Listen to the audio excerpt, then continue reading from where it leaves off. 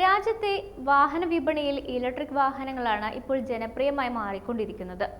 Indian വിപണിയിൽ electric കാറുകളുടെ വിപണി വിഹിതം വേഗത്തിലാണ് വർദ്ധിച്ചുകൊണ്ടിരിക്കുന്നത്. മാത്രമല്ല, എല്ലാ കാർ നിർമ്മാതാക്കളും ഈ ഒരു സെഗ്മെന്റിലേക്ക് കടക്കാൻ വേണ്ടി അവരുടേതായ പദ്ധതികളുമായിരിക്കുകയാണ്.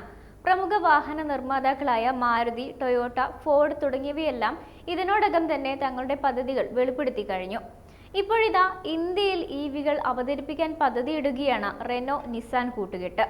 വരാനിരിക്കുന്ന ക്രെറ്റ EVക്ക് എതിരാളിയായ മിഡ് സൈസ് ഇലക്ട്രിക് SUV ആണ് കമ്പനിയുടെ പ്ലാനുകളിലുള്ളത് എന്നാണ് ഏറ്റവും പുതിയ റിപ്പോർട്ടുകൾ പറയുന്നത്. നേരത്തെ ഇലക്ട്രിക് കാർ തന്ത്രത്തിന്റെ ഭാഗമായിരുന്ന ഇന്ത്യക്കായി ഒരു എൻട്രി ലെവൽ EV എന്ന പദ്ധതി കമ്പനികൾ ഉപേക്ഷിച്ചതായിട്ടാണ് റിപ്പോർട്ടുകൾ പറയുന്നത്. ബ്രാൻഡിന്റെ CMF-B പ്ലാറ്റ്ഫോമിന്റെ ഇലക്ട്രിക് പതിപ്പിനെ അടിസ്ഥാനമാക്കിയുള്ളതായിരിക്കും മേൽപ്പറഞ്ഞ mid size electric SUV.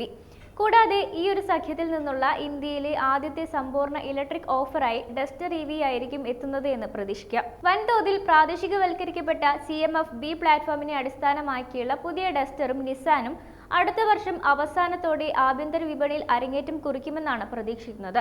Duster അധിഷ്ഠിത EV CMF-B പ്ലാറ്റ്ഫോമിന്റെ ഇലക്ട്രിക് പവർ ട്രെയിൻ സജ്ജീകരണത്തിന് അനുയോജ്യമായ മാറ്റങ്ങളുമായി വരുന്ന ഒരു പതിപ്പ് ഉപയോഗിക്കും. സഖ്യം ലക്ഷ്യമിടുന്നത് 15 ലക്ഷം മുതൽ 20 ലക്ഷം രൂപ വരെ ബജറ്റിൽ വരുന്ന ഒരു EV മോഡലാണ് എന്നാണ് ചില മാധ്യമങ്ങൾ റിപ്പോർട്ട് ചെയ്യുന്നത്. വരാനിരിക്കുന്ന Hyundai Creta EV, Maruti Suzuki EVX എന്നിവയ്ക്കെതിരെ മത്സരിക്കുന്ന മിഡ് സൈസ് ഇലക്ട്രിക് SUVക്ക് കോമ്പറ്റേറ്റീവ് വില നിർണ്ണയം ഒരു പ്ലസ് പോയിന്റ് തന്നെയായിരിക്കും. ആഭ്യന്തര വിപണിയിലെ ബ്രാൻഡിന്റെ ആദ്യ EV ഒരു ആഗോള മോഡലായിരിക്കും. ഇന്ത്യ ഇതിന്റെ പ്രൊഡക്ഷൻ കേന്ദ്രമായും പ്രവർത്തിച്ചേക്കാനും സാധ്യതയുണ്ട്.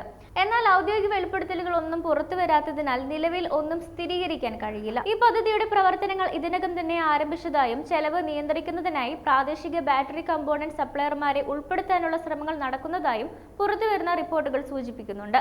CMF-B EV പ്ലാറ്റ്ഫോം അതിന്റെ വികസന ഘട്ടത്തിലാണ്.